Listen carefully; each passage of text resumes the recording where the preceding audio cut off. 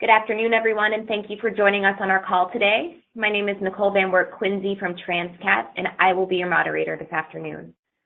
Our webinar topic is practical power quality measurements and fixes. The topic is being presented by Frank Healy from Fluke.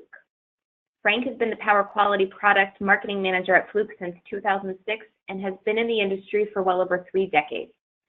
He globally manages Fluke's power quality products, including measuring instruments and precision power analyzers.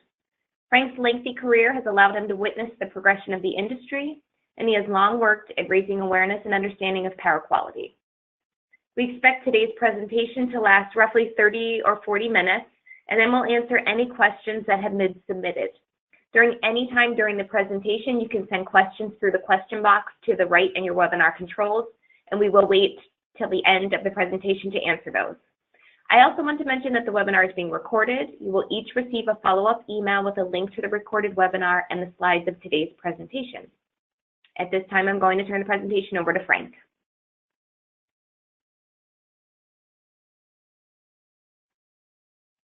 Frank, it looks like you're muted. Okay, good afternoon, everybody. So today we're going to talk about some power quality measurements, and I'm trying to keep this very, very practical.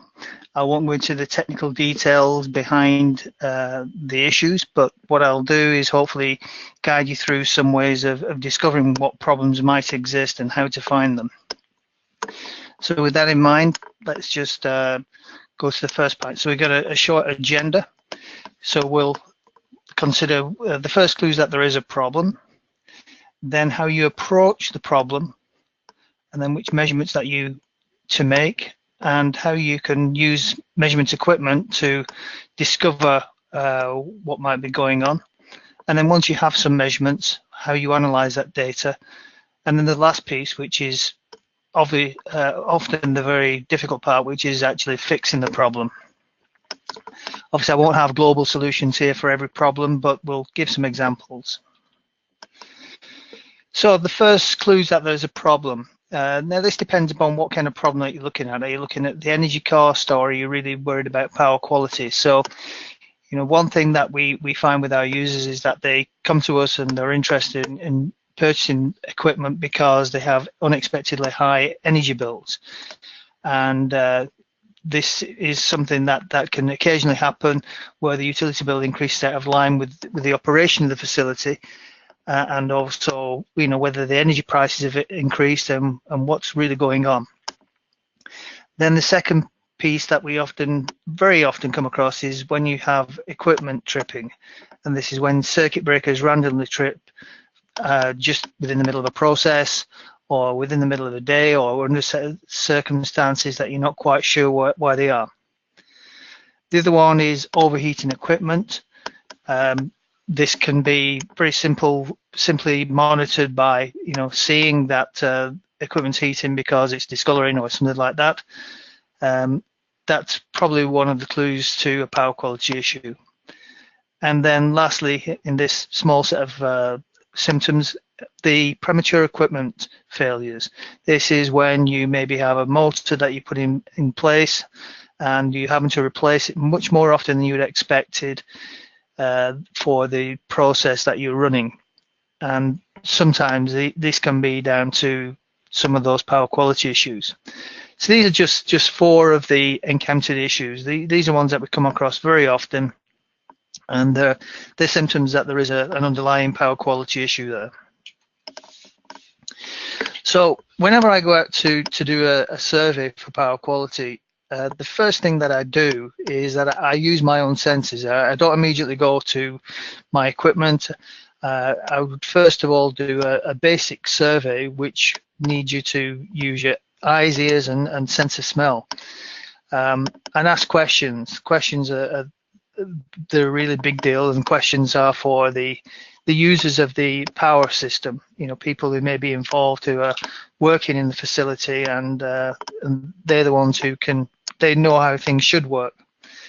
So ask questions like if any new loads have been added, you know, whether they've had some new machinery. Sometimes you can spot this because the old equipment is kind of old and dirty, and you see some bright blue or bright green new equipment in the place, and you can usually spot that they've done something. And then, you know, look around to see whether it looks like there's any spaces that might have been holding equipment there in the past and it's been removed and decommissioned. And then ask about the changes in work patterns, you know, whether something's different at the plant in the way that they're running the plant compared to how they used to do in the past, and whether new processes have been involved. You know, maybe that some new piece of machinery changes the process and creates a different kind of power profile in the facility, and maybe does something different to the rest of the equipment that's around. Listen out for noisy motors. You know, are the bearings failing on motors? Is there something going wrong with the rotating loads that you might be able to hear? And then obviously one of the other things is the smell from overheating cables. We've had some great examples of this where we had users who said they had some really strange smells coming out of an electrical cabinet, and they wondered what they were, and certainly it was down to overheating. You know, that acrid smell that you're probably familiar with if you go into electrical plant rooms. And then the other one, which was kind of one of the really strange ones that I had come across in a practical example, was an ozone smell around an electrical panel, but it was only there very infrequently, and it turned out that there was a loose connection which was causing arcing, and every so often this arc would go on. They could barely hear the sound of the arcing, but they had the smell that gave them an idea that's what was happening. So using your own senses before you even get down to really breaking out the equipment is important. This will allow you to get to the source of the problem more quickly, so that you can then start to make effective measurements straight away. Then once you've looked at some of those things, the first thing to do is to make some simple measurements. You know, Fluke has a whole range of products, and I'm the product manager for power quality, and we have 3-phase power analyzers, and we have some really great products. But you know, they take some driving, and they take some time to do the analysis. So doing some basic spot measurements to start off with is a good way to satisfy yourself that maybe there is a problem. So basic things like checking the operating voltages at wall outlets or inside the electrical panels. And if you have 3 phases, just making some spot check across all 3 phases. You know, does it look like the voltage on each of the phases is around the same area, or have you got some big differences between phase voltages? You know, there may be a voltage imbalance there, and just a simple measurement of that type can help you discover that, and then point you in the right direction for the next set of measurements that you might want to make. And then, of course, just using a simple clamp meter to look at the current going through each of the feeders, and compare each of those to, if you have 3 phases, compare them against each other. Are they more or less balanced? You can't discover unbalance just by using a single set of measurements, but sometimes it can indicate a serious unbalance straight away if you have feeders that are overloaded. So you need to also consider what the cable should be carrying and compare that to the other phases. So these simple measurements will help guide you through what's happening, and it may well be that immediately things look okay, but this is like a direction arrow, if you like. This can dictate the direction of your measurements that you'll do. So it's important to get this right early on and make these basic checks. You could save yourself a lot of time by doing this. So we'll consider some of the problems. So again, these are all from practical experiences that we've had, where users have told us that they've got unexpected utility bill. They're using more energy than they expect. So by logging the power and energy at the utility meters for a few days, they can start to discover whether that lines up with the utility's expectations, or their expectations from the utility that they really are using that amount of energy. And then once they've discovered that they're satisfied that yes, they are using the amount of energy that the utility says, then you should go down the system. So look at where the largest feeders are in the system, and then over a few days log each one of those to compare what you would expect to be on the load there. And then you can either do that by looking at previous results, which is always a really easy way to discover problems if you have some baseline data, but also by looking at the expected results. You should know, what loads are connected downstream and what kind of power they should be using. And then, of course, just making sure that those rated loads are correct. So once you start moving downstream, you can then go to the next feeder and then do the same process again. So you look at the next largest load and continue to move down until you build up a complete picture. And it could well be that you don't have to go all the way downstream. It may well be that you discover that you've got some big energy hog, which is using more power than expected in the facility, and maybe it's down to some kind of fault with that, or maybe it's being overloaded because you've got a power quality problem there. So by keeping this very logical process in mind, start at the beginning at the service entrance and then take the next largest load, move downstream, then the next largest load, and just keep doing that until you create a whole picture of what's going on in the facility. And if you do make measurements, then keep them for the future, so that if you do have an issue moving forward, you then have some baseline data to compare it with. And obviously, if you find the problem and you fix it, you also would like to make good comparisons so you can see, what the savings potentially could be. So keeping the data that you have, the measurements, that's important. So we'll just consider, we have this energy being consumed at points on the network that's higher than expected. So ask these questions that we looked at the beginning. Have the work patterns changed? If they have, that might be an indicator why you're using more energy. If they haven't, then has the equipment changed? Have you installed some new loads? Maybe those new loads are causing the excessive consumption of energy. Maybe you brought in some extra new equipment and that's what's adding to the utility bill. And then, is the equipment consuming more energy than it used to do? It may well be that you have large motors which are consuming more energy than previously did because they're being loaded up differently. Or it could well be that they need maintaining, that they need bearings repairing, or they need some other mechanical piece of the load and the motor taking a look at. So by taking a look at those things and checking the equipment, that could be one way to reduce the energy consumption. And then if you've got other things like transformers running hot, that heat is waste and will create energy waste in two ways. One is the heat that it gives out, but also you're paying for the power to do that. And those things might not necessarily be so simple. It could be down to something like harmonics or unbalance in the system. So having that information is important to be able to look at individual loads so you can find out whether there's something more complex than just wasting electrical energy based on some other thing, like a power quality effect. So then looking at the other problem that we measured, we discussed, which is the equipment tripping.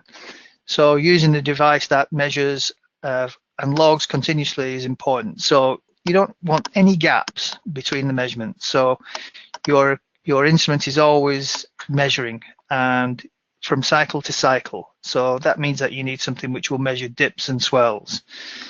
And when you look at power quality monitors, that's what you should be considering, is that if the power does dip, then you're ready for the next time the dip happens, and that can be sub-cycle. It could be less than one main cycle, and you need to be able to capture those, because those dips can have a significant effect on sensitive equipment.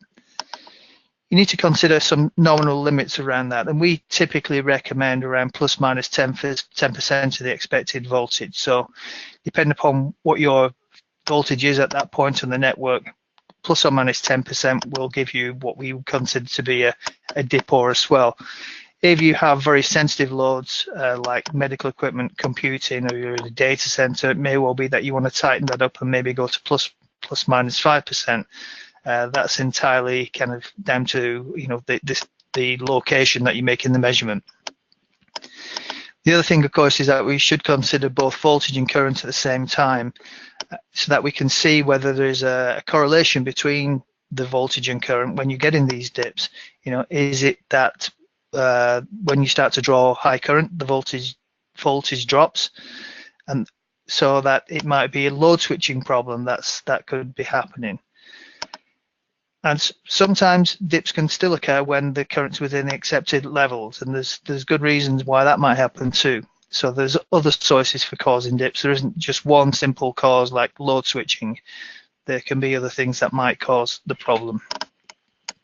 So discovering the reason for these kind of trips, because they're often so random, is something that needs patience, and you need, you know, a good set of records. Also try and correlate back to the users so they can tell you what happened around the time that the dip occurred, if it's affected the equipment.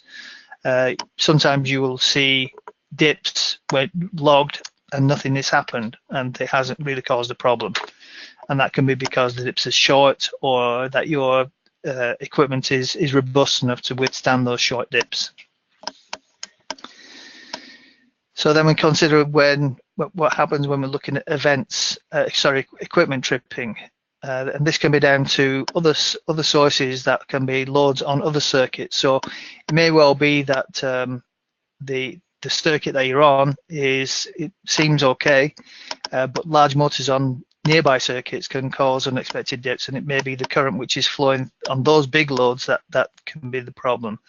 So considering just looking at the load current and load voltage and seeing that there is no correlation between current and voltage is not too helpful in this case, because the dip could be caused somewhere else in your electrical system, and you need to be thinking about where those large devices might be. The other area to look at, and one that comes up pretty often, is the settings on the circuit breaker. Often circuit breakers are put in a default mode when they're installed, and loads change over time, and the users don't necessarily consider making changes to the settings on the breakers. So breakers have a number of different settings on them, the larger breakers, so they can have delays on there to ensure that the breaker doesn't trip when you have motor current being drawn. Obviously you have to consult the manufacturer's manual to ensure that you're using that safely, but breaker settings are important and can cause a difference between a trip and a good result. Last area is harmonics and unbalance. So harmonics being the distortion of the voltage or current. So the distortion can be caused by harmonic loads, typically electronic loads, such as drives or UPS systems.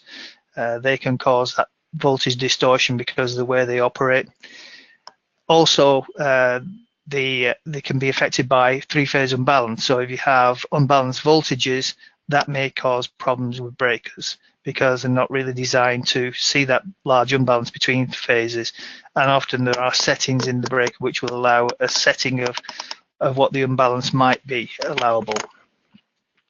So these are just a few examples of what to consider when you're looking at the voltage and current. We're not even really looking at the power at this point, we're just looking at voltage and current. And voltage is probably one of the most important ones, because, you know, having a good pure looking voltage will really alleviate most of your problems. But the current, often because it's using much more of the switching loads that exist now, will kind of create that distortion on the voltage. So looking at overheating equipment, you know, how do you know that you're running hot? Well, one of the simple ways is that you may just smell the fact that it is getting hot. You can also obviously, you know, touch the equipment, but be careful with that, because just maybe not touch it necessarily, but maybe put your hand near it. I've been close to transformers which were run at 70C, which is not that infrequent, and or that's at about 170 F Fahrenheit.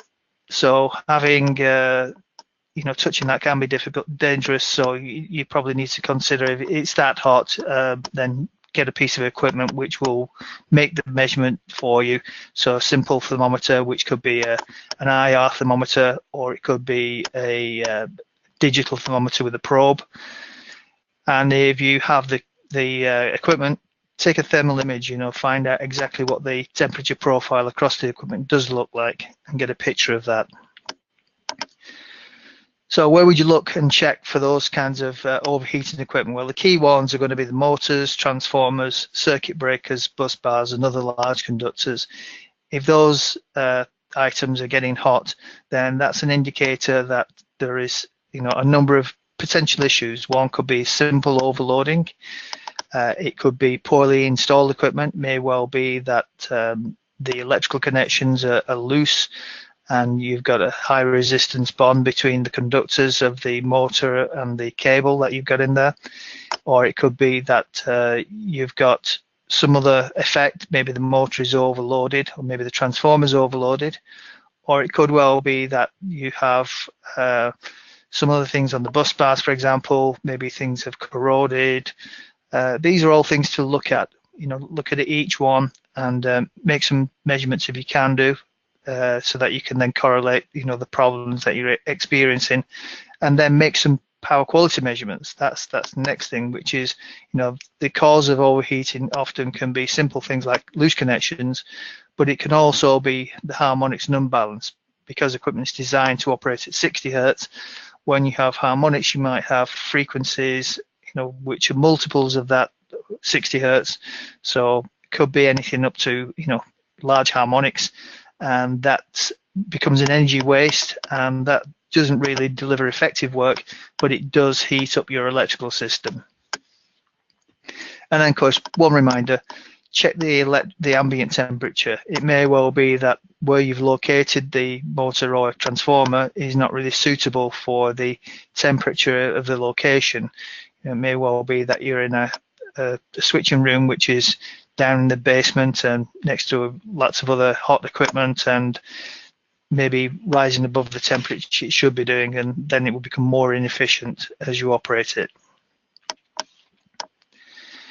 So how to fix those problems? Well, first one is obviously simple things like tightening the connections. Thermography can be a great help there. It can show specifically where you have bad connections, and you can then tighten those up in accordance with the manufacturer's recommendations.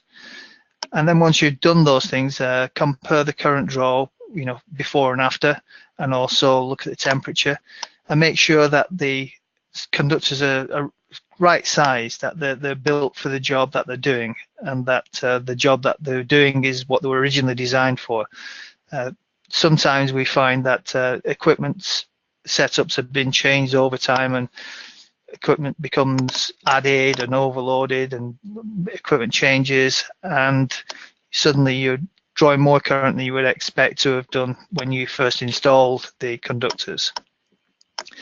And by using a power quality analyzer, you can look at the distortion and see whether the unbalance goes above normal levels. So for voltage distortion, say it's a service entrance, you definitely want it to be below 8%. Now, if it's not, then you have a possible problem, and you need to try and fix that. When you go downstream, you might find that you have voltage distortion which is higher than that. Now, that can be problematic. There is kind of a balance between how much current and voltage you have at a particular point on the network for what the allowable distortion might be. So if you have some very large loads and you're seeing very high distortion, greater than 8%, for example, then potentially you have a problem. You need to fix that problem. If you've got small loads, just maybe 10, 15 amps, something like that, those higher levels of voltage distortion can be a problem for the loads, but they're not that critical, but you would probably need to keep an eye on it. And then voltage unbalance. At the service entrance, you should be looking at something like 2%. So each of the phases should be within 2% of each other. But downstream, you may find that changes to a higher percentage. When you're looking at 3 or 4%, then that's going to be a problem for specific equipment. Things like motors, they don't like voltage unbalance because it creates effectively mechanical imbalance because of the magnetic field that you're creating. So just these rules of thumb are kind of a helpful way of kind of thinking about what the numbers should look like. And we'll talk about how we solve these a little bit later on. But there are some solutions to this. And then obviously, if you do any remedial works, you know, check again, check back, check your temperatures, make sure that you've done something which has worked. So when we look at distortion, here we can see a simple example. So harmonics are a steady state of distortion of the fundamental frequency. So the fundamental frequency being 60 hertz. And distortion of current happens when you have nonlinear loads. So these are the more modern loads. So there are things like the variable speed drives. They can be things like arc furnaces, AC DC converters, which might be a UPS system. What's happening is that those electronic loads are taking out gulps of current out to the power system at a level, at a frequency that they want it, and they need it to charge up the capacitive elements within the equipment, and that then has an effect on the voltage because the current is not going out in the sinusoidal fashion, it's going out in this distorted fashion. And this picture shows in the example of the different levels of harmonics. So these are all at different frequencies, which are all multiples of the 60 hertz. So third harmonic will be 180, and then 300 hertz for fifth harmonic, etc.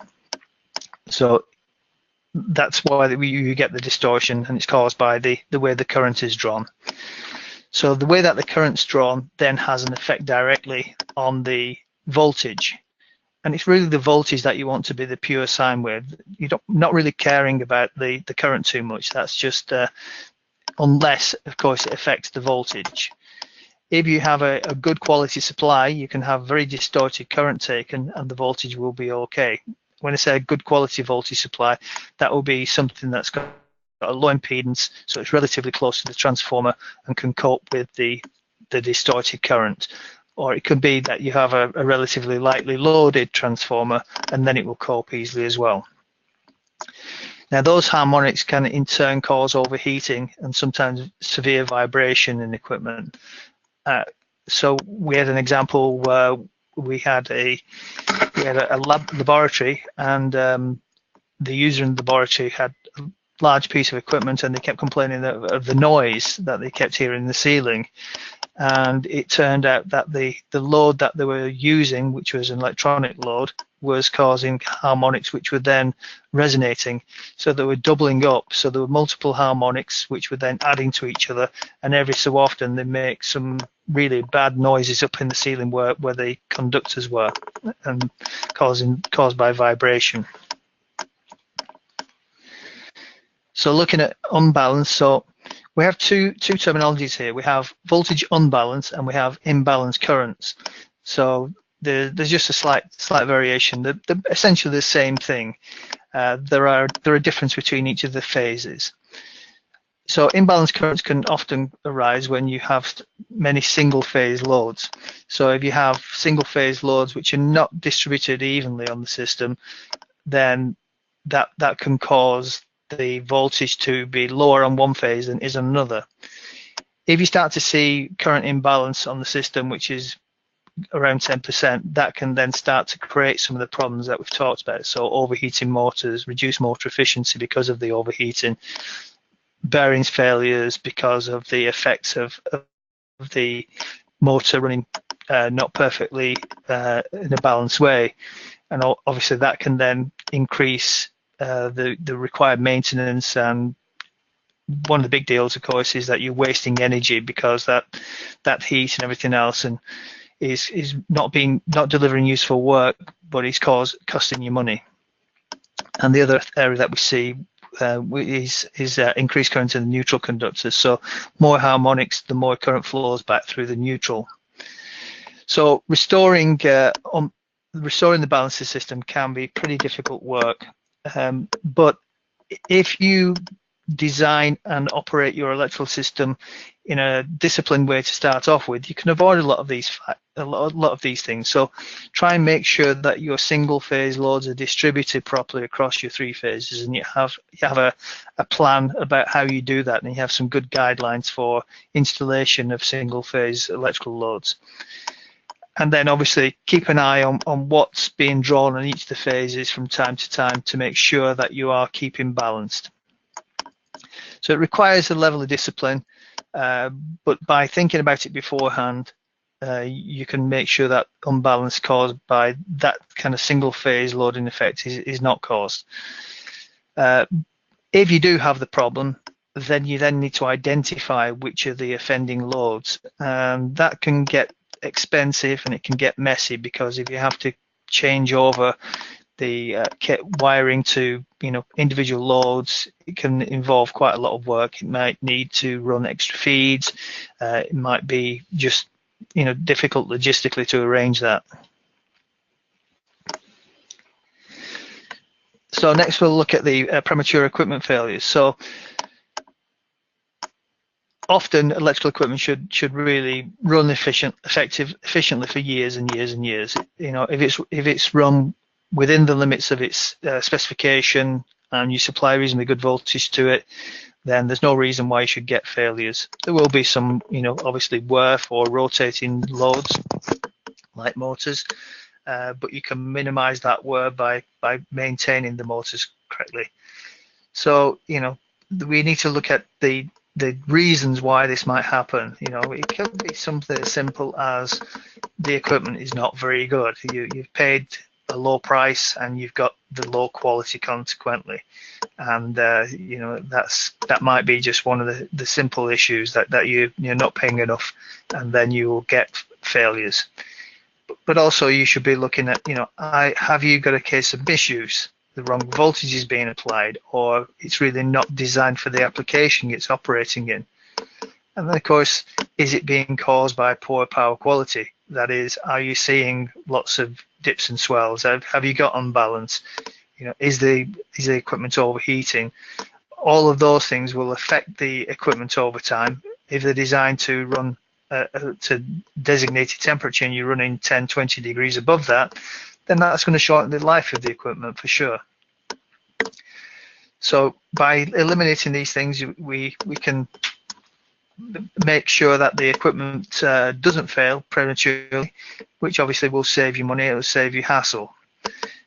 Using the power quality measurements can be a way to find out whether that's the contributing factor, and whether it's not the manufacturer's fault, but it's your fault for the way that you're misusing the equipment effectively, because you're not really offering the right voltage. So which measurements would we make? Oh, we've already talked about these, but just a reminder. So the basic requirements are voltage and current. Power and power factor are really helpful too, so hopefully you can get those as well, because obviously with power factor we can see, it may well be that the reason why your utility bill is increasing is that your power factor has become worse, and that you're getting penalized that depending upon what kind of utility contract you have. So to discover what's happening, you need to log over time to see the trends of those values to help correlate when the problems occur and when people report those problems. When you're looking at voltage dips and swells, no gaps between the measurements. So you're continuously measuring, you're looking at the voltage thousands of times every second, regardless of how many measurements you're getting per second. You're looking at the voltage many times per second to make sure that you're not getting dips which might be millisecond dips, for example. So you have a speed that you look at the waveforms at much faster than the 60 hertz.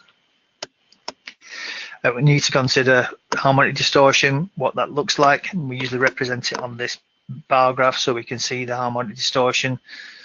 So it's each one of these is a phase. So you have 3 bars for each of the phases, and then you have the harmonic numbers which go up.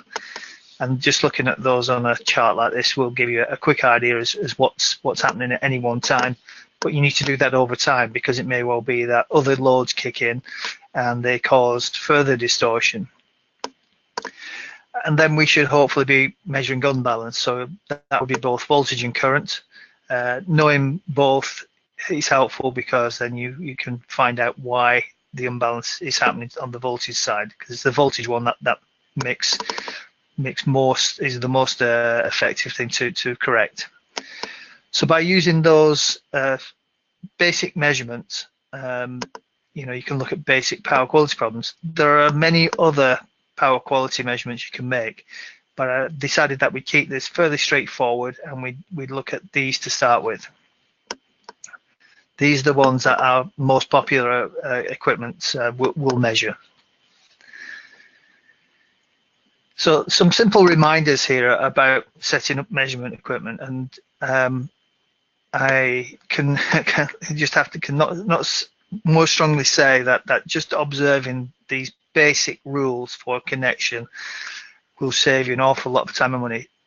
I can honestly say that probably once a week we get a call from a customer who says that his measurement is wrong and what can we do about it. And unfortunately, it's very difficult to fix the problem after the event. The basic errors are phases that are swapped, that he's not measured the right phases, he's put current sensors on the wrong phase, he's put the current sensor in the wrong direction.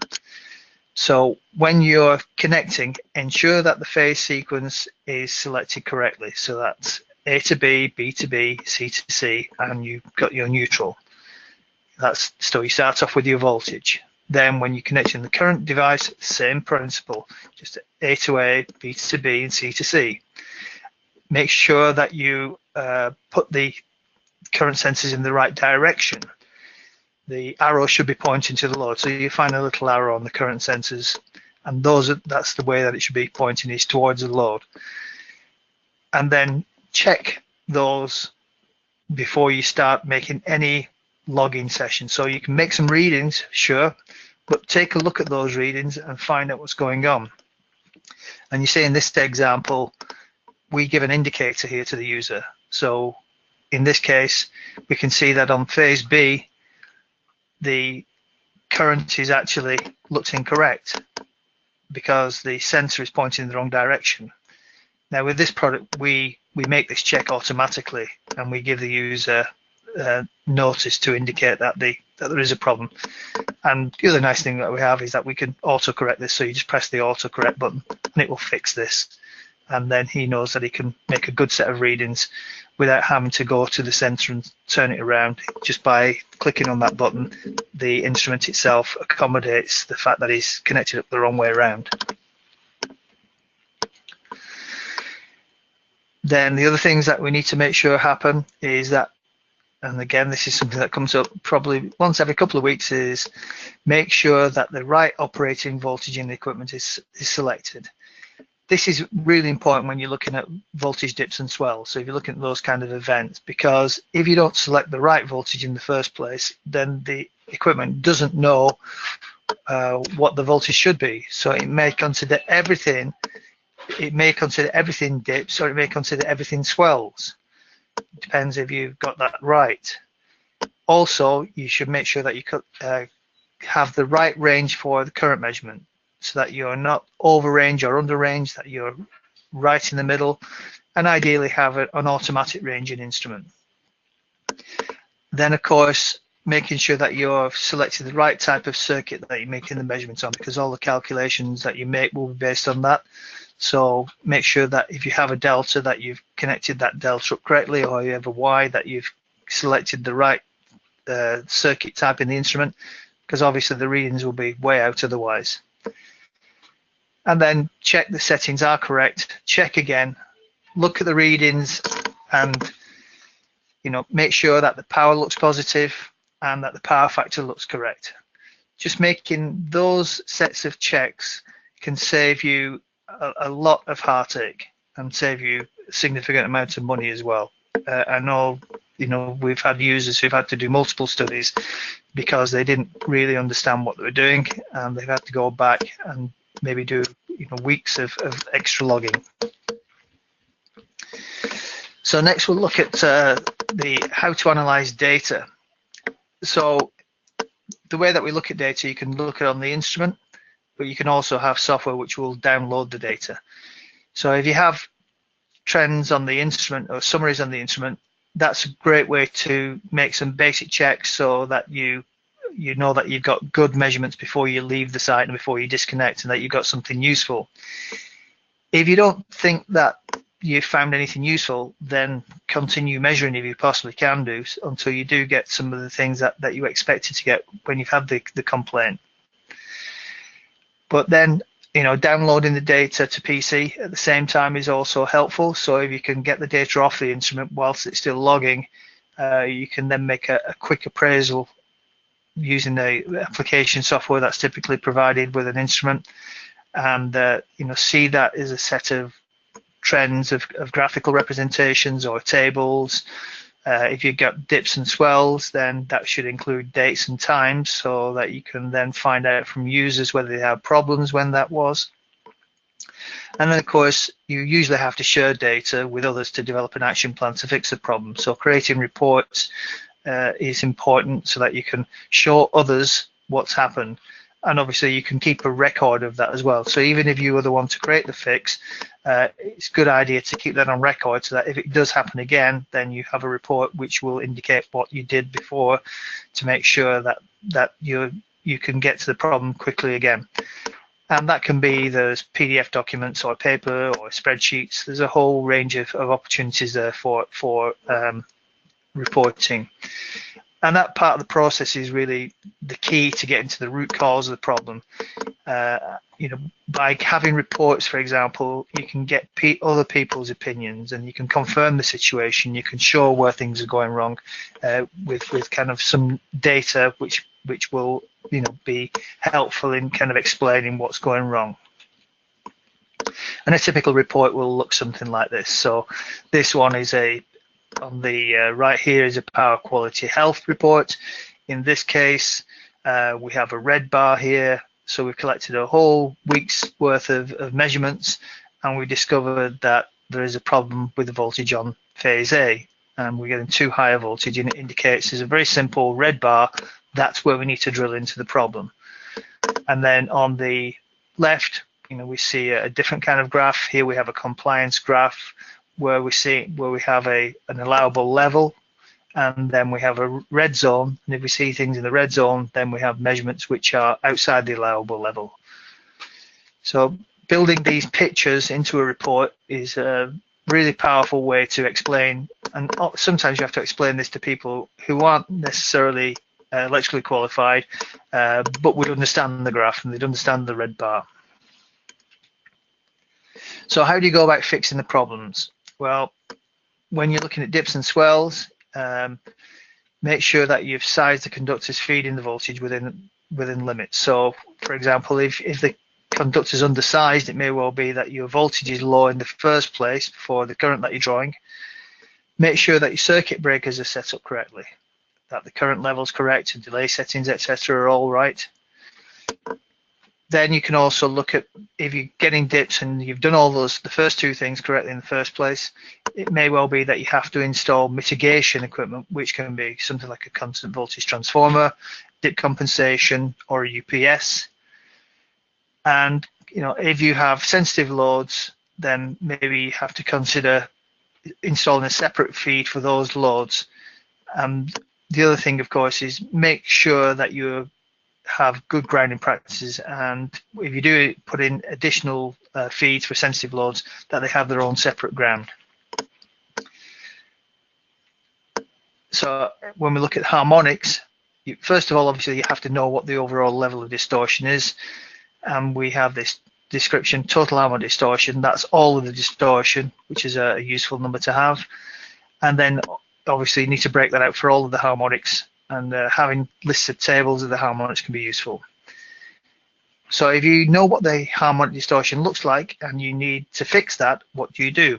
Well, we would say that you probably need to have a filter, some kind of harmonic filter. It may well be that one of your loads in your system is causing the distortion.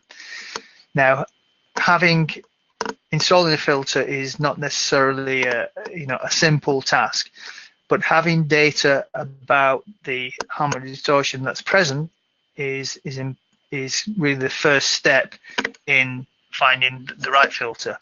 And filter manufacturers will help you with that. So if you can tell them about the issues that you have and you can provide them with some measurements and show them what kind of distortion, they can size up a filter for your particular case.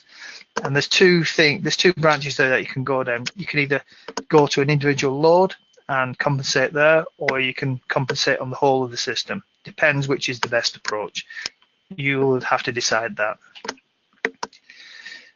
And then looking at unbalance, again, first of all, you need to know what the unbalance is. So the higher the power of the circuit, the lower the unbalance. So service entrance should be below 2%. First step to reducing unbalance would be looking at the single phase loads, make sure they're distributed correctly. But then what you do if you still have a problem and then you've on a higher power system, you need to install mitigation. So there's all kinds of transformers that will help you with that. So they have different kinds of windings which will enable you to compensate for that at a higher voltage level.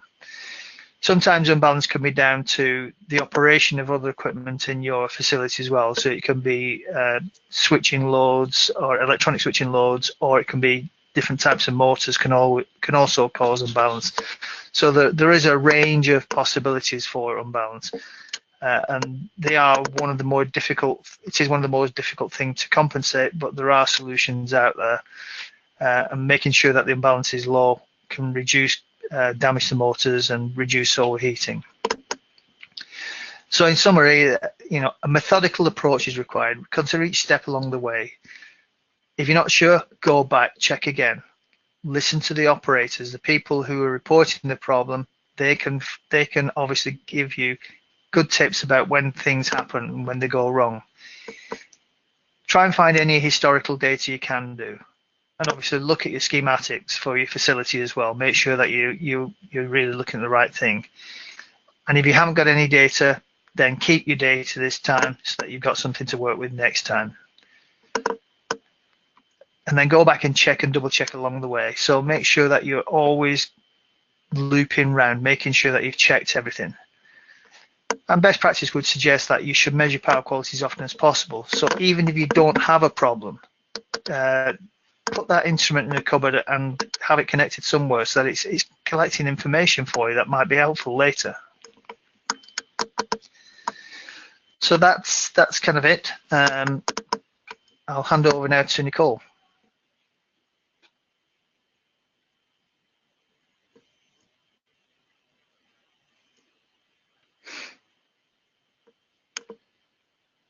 Nicole?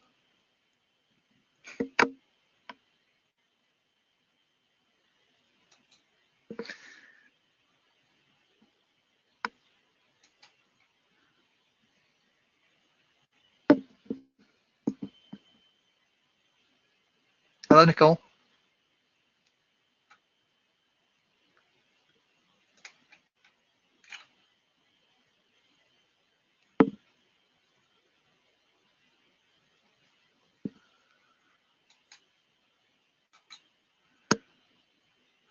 Oh, I need to unmute.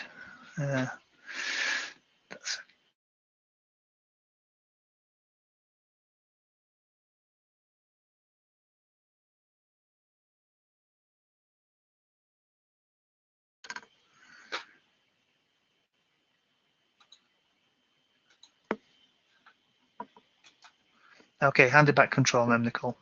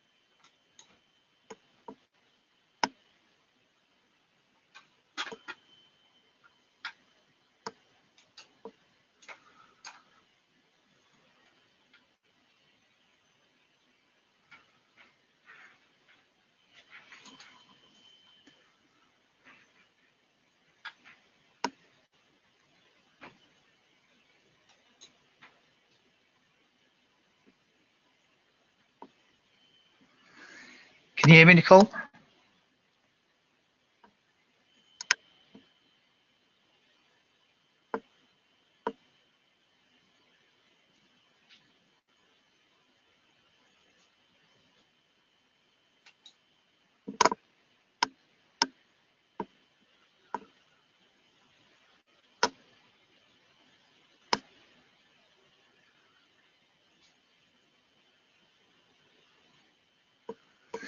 Oh, okay. I'll try and review the questions. Let's see.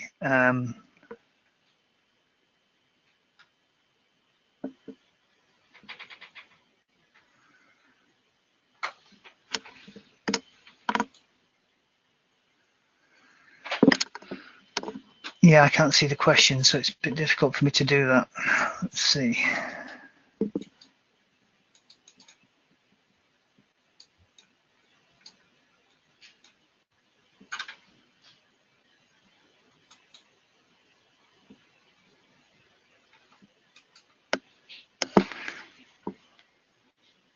I'm unable to view the questions.